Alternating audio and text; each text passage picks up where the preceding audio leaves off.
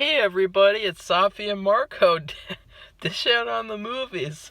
The only movie review show on YouTube to disappear for a month or whatever and then come back out of nowhere and it's been crazy. I know that I've talked about in previous videos, I pulled an abdominal muscle, really badly. And so basically that took like a full 6 weeks to recover. And even still, you got to keep recovering it, even after, because you could tear it again. And it's really frustrating. And then also with the whole virus thing, just completely throwing me out of whack, and just a really weird time that we're living in. And an even weirder time that we're living in, that we have to watch movies like this. And so I wanted to come back and do a movie review for a quote-unquote new release movie. It was supposed to come out last year, or in the year before, and it finally came out this year out of nowhere on Amazon, and it's called The Jesus Rolls. And I'm sure you're like, the Jesus from The Big Lebowski? Yep. John Turturro, he made a spin-off. It's not an official spin-off to The Big Lebowski, but it is a spin-off nonetheless, starring his character. And, God, it is one of the worst movies that I have ever seen in my entire life. And I'm not just being funny. I'm not just putting on a character to be like, I hate everything, I'm a jackass. That's my persona usually, but, this is serious. I'm really, really, really serious. This movie... Well, first, let's just talk about The Big Lebowski. I'm a huge fan. I saw it once years ago, but I didn't really like it because it wasn't a full-on comedy like I expected. But then last year, I rewatched it again, and after that one rewatch, I started watching it like every single day for almost the entire year. And so I probably watched The Big Lebowski now like 300 times. I'm not even kidding. And so that's how much I love that. And when I heard John Turturro, he's going to be doing a movie, I thought that sounds really good, because he was one of the elements of the movie that I liked. When I didn't like it, I liked him, and how he was like a badass bowler, and how he was a show-off, and he was weird, and he's licking the ball, and just all the weirdness about him. I love that. And so I thought that'd be such a cool movie, maybe. And then I learned that he was the one who came up with the dance. And so after he bowls, he does this Mexican dance, and it's hilarious. And and he didn't have to do that. It wasn't in the script, but he decided that's what's right for the character. And so I thought he's able to make that level of amazing decision making with this character. Just imagine what he could do with the whole movie. Well, I was wrong, because this movie, and see, I'm avoiding talking about it. That's how bad it is.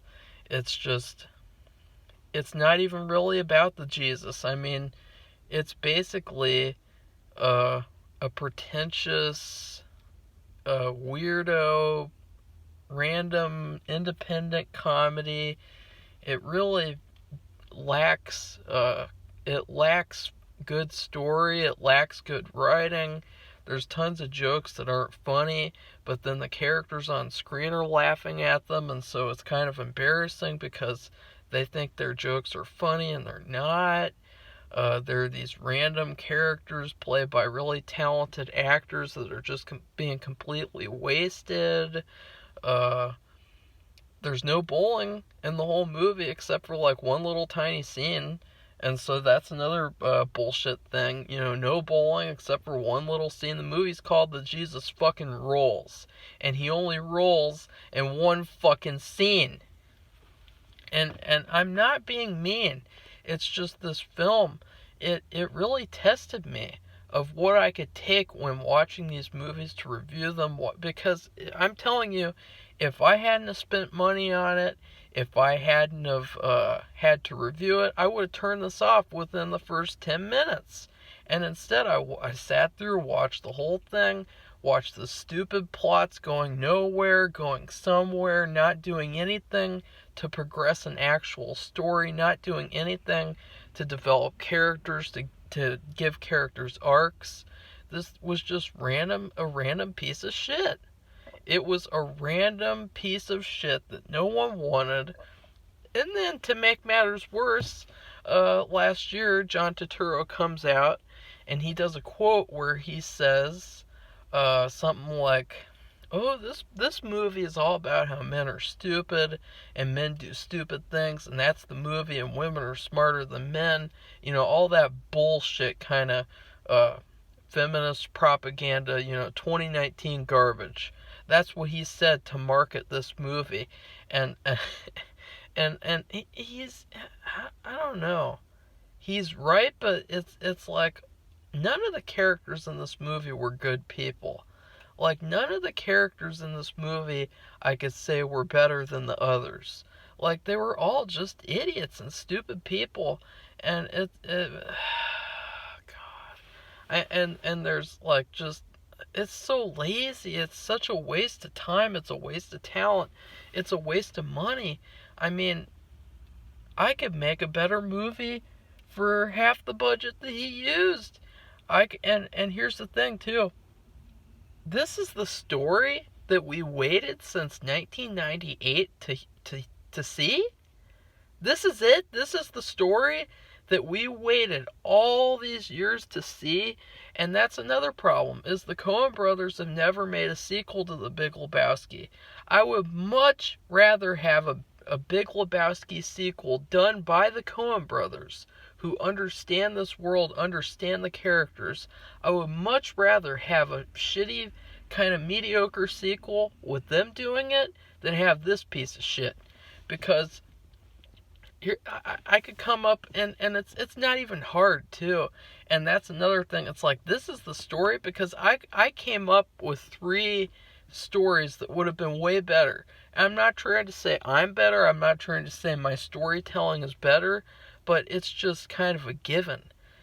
Types of stories that you could tell different things. I could probably come up with 500 ideas that are better than the shit that we got. I'll break it down too, because I don't want to spoil it in case anyone, is going to say, "Oh, Marco, you're wrong. I'll go watch it for myself." I don't want to spoil and ruin it for someone else.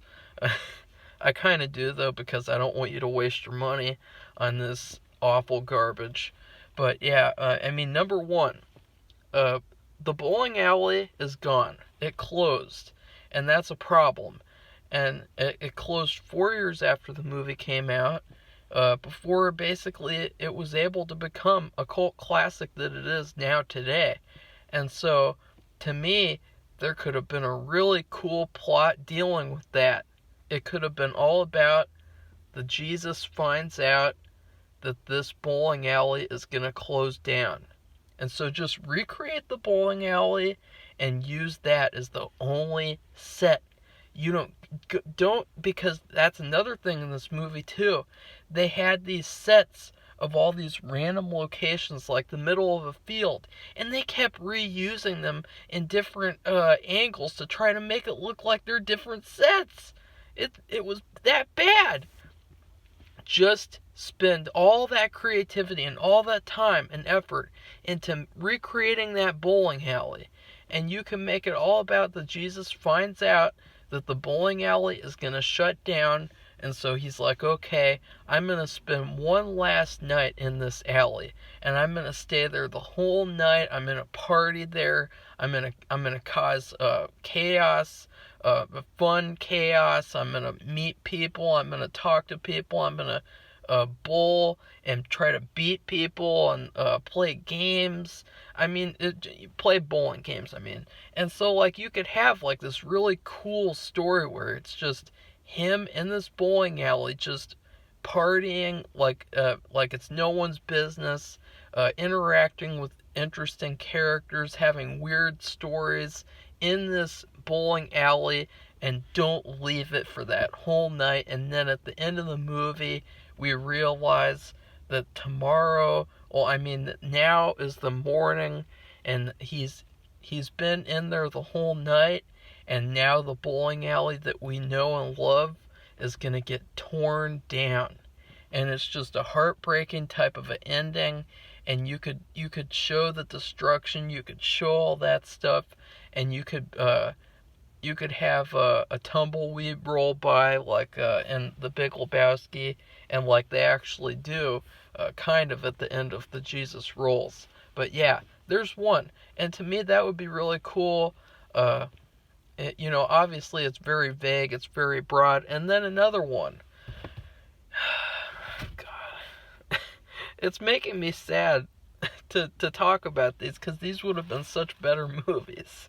Another one would be, he gets in a relationship with a girl. He finds out she's 14 while they're on a bowling date, and so they're bowling together, and he finds out that she's 14, and he finds out that basically someone is trying to set him up so that he can get caught and sent back to prison. And so basically it's him and this girl in this bowling alley, the one from the first one, and they're in there. It's one location, and it's basically him trying to figure out who set him up, why he set him up, and how he's going to get out of it. And then at the end of the day, maybe he takes her hostage, and he locks up the bowling alley, and it's just a doom of knowing that he's going to go back to prison forever, and just a sad, I don't know, like sort of like a gunfight, a Western type of thing where he has a big gunfight at the end. I don't know, like, see, it's fun. You can do all sorts of different things that have to do with the character. And even if you take the Jesus character out of this movie, even if you just pretend that this is just a random movie, it's still bad. It's still really bad. It still has very unfunny jokes. It still has wasted talent. It still has stories that don't go anywhere and that are useless stories. And so it's not but it is. It's the Jesus. This is his character. He's all about bowling. Bowling is probably his passion. It's probably something he uses to sort of escape from his life that he's led so far. And so then the last one, oh God, what was the last one? Shit. Okay, 1 second. So yeah, my last idea was something that has to do with bowling. Once again, something that has to do with bowling. Something that has to do with his character. Basically, we reveal that the Jesus lost in the tournament. We don't say who beat the Jesus ultimately. Like, maybe he beat the dude and then he moved on to the finals and he got beat. Maybe the dude beat him, but he's crushed and he gave up on bowling, and he finally decides to go back to bowling for some reason.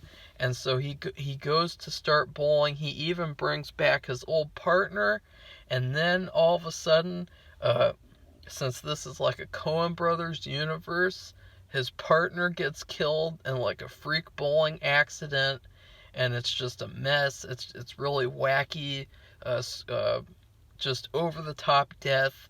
And so he has to find a new partner. He has to get good at bowling again, and he has to fight his way through a tournament. And all the while, there's a little girl who's gone missing. And so all the while he's trying to get back to being a good bowler and competing again, he's getting pressure. He's getting spied on. The police, they're trying to get him because he's one of the registered sex offenders. And so it would be all about sort of like misunderstandings and like that. I don't know. With it more is just about the bowling thing. But yeah, those are my 3 ideas that I just wanted to throw out there. Not saying that they're the best movie ideas, but I didn't get paid for them, and I don't care about getting paid for them because I'm just passionate about these characters and about movies that I love. I could do this all day with different movies, different characters. I could do it for anything, and it would take me 2 seconds to come up with something like that. And so now I'm going to rate this movie, this piece of shit movie, this garbage movie. I would give this movie a raw chicken dinner with you have a chicken dinner, right? And so you have the recipe for a perfect meal, it seems. I mean, come on, chicken dinner. You have chicken, mashed potatoes, gravy, and corn. That's a perfect chicken dinner. What could go wrong about that? Oh, well, number one, the oven doesn't work because someone forgot to fix the oven, or someone just doesn't care, and so the chicken is raw, and so you have raw chicken, and then you have mashed potatoes out of a box that taste like a cardboard box, like you're eating cardboard. And then number three, you have corn that has bugs swimming around in the corn juice.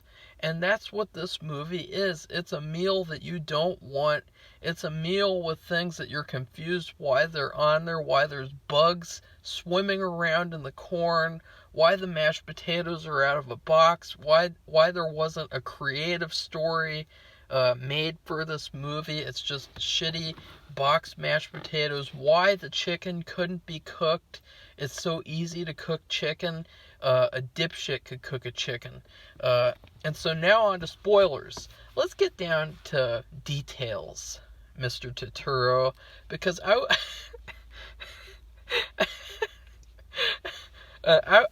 I'm such a big fan of John Turturro. I love Barton Fink. I love The Big Lebowski. Obviously, I love Quiz Show. I like him. I thought this would be a slam dunk. I put this movie as the third most anticipated movie of 2019. That's how much I wanted this movie to be good. That's how much I was excited for this movie. And so when I saw it, it was just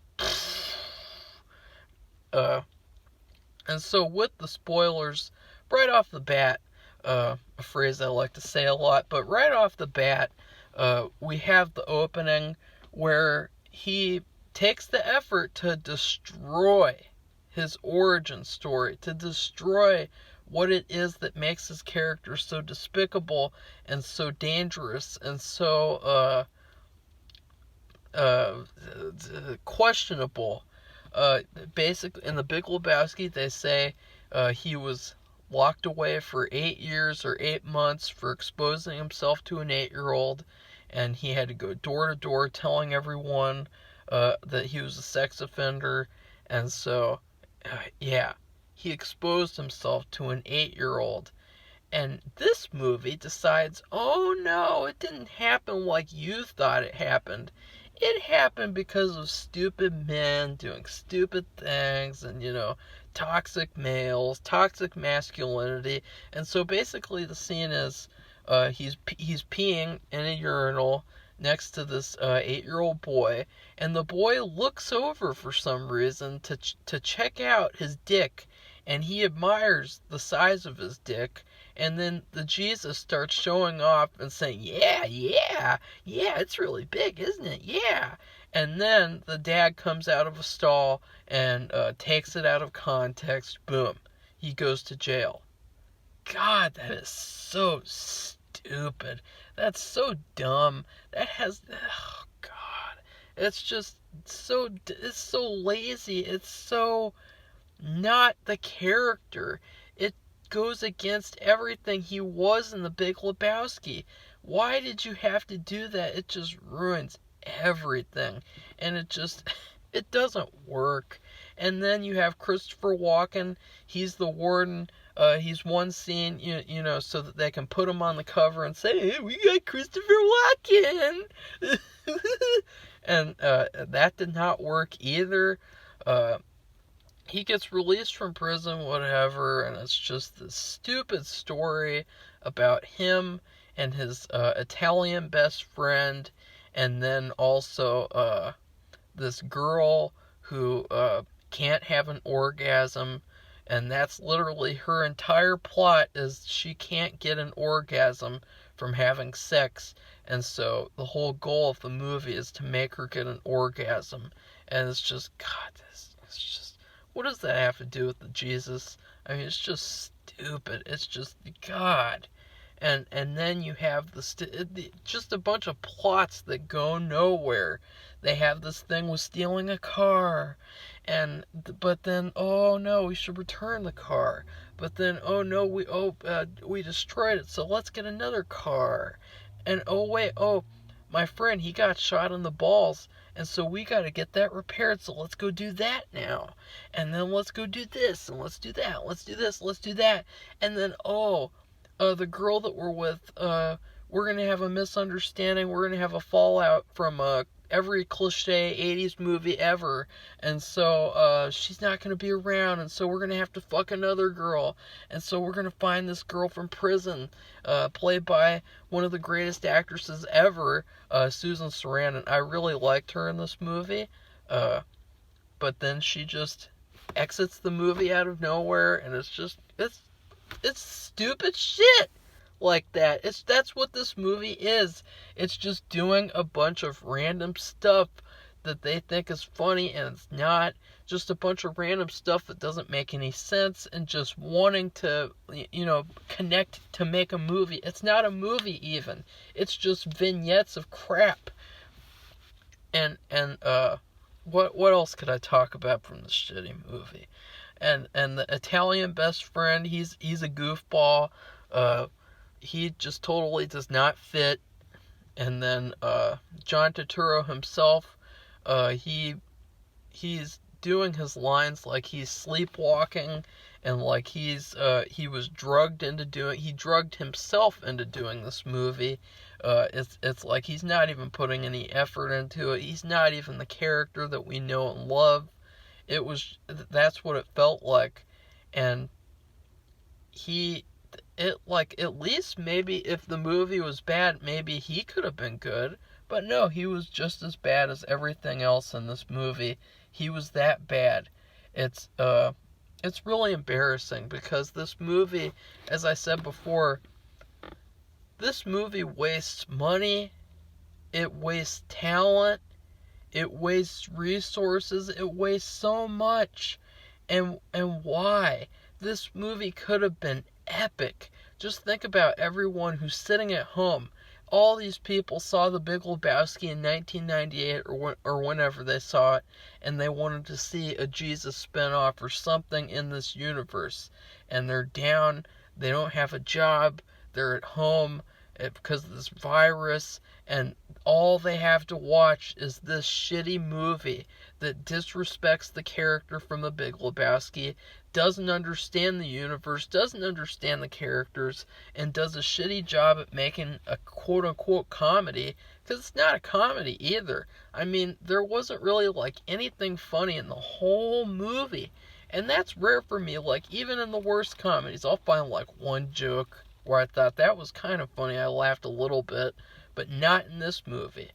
So yeah, I would highly recommend never watching this movie. It might be the worst movie of the 2020 decade. And that's hilarious, because I've only seen 1, 2, 3 movies from the 2020's decade. There's 10 years left, and this movie's already bad enough to make the top 10 worst list of the worst movies of the decade. If that's not saying a lot for this, I don't know what will. It's that bad. And I will say, though, I like Susan Sarandon a lot. I love her in basically anything she's in. She's awesome. I thought that the girl from the Da Vinci Code was good. Like, she made it to where if I see that she's in a movie, I might go check it out now because of this movie.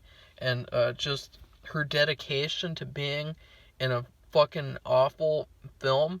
Like, she dedicated herself. She really just, she was that role in this movie that they gave her, that had with the trash writing. She was that character, for better or for worse. You know, she did a good job. And so, but everything else about this movie is just the worst. And then Jon Hamm's in this movie, by the way. One little scene, that's it. And as I said, just apply those actors from this movie. Just apply them to any of those three ideas that I had, and don't and try to challenge me that wouldn't have been good. Just try. So yeah, anyways, that's it. If you like this video, you know, like, subscribe, comment, you know, and tell me what you thought of this movie, because some people liked it, a lot of people hated it. I gave it a chance. I said, you know, I'm bored, there's nothing to do, there's nothing to watch, I'll watch it. And so, yeah. Goodbye, everybody!